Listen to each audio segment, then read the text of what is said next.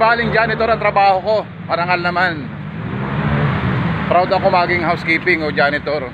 Pinagmakamalaki ko, binubuhay ko ang aking pamilya ng marangal at lumalaban ng patas. Professional ka nga, may pinag-aralan, dahil mo pa ang basura na wala kang pinag-aralan.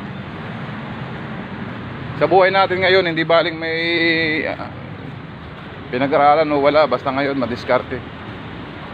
Pero masasabi ko sana na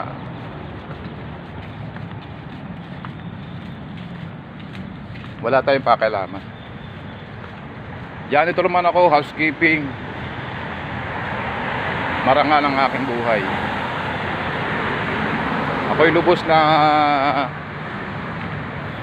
ibinababa, pero sa aking sarili ako'y natutuwa. Sabi nila ang housekeeping madumi, hindi raw nakakaintindi. Pero sa buhay namin, sa hanap buhay namin,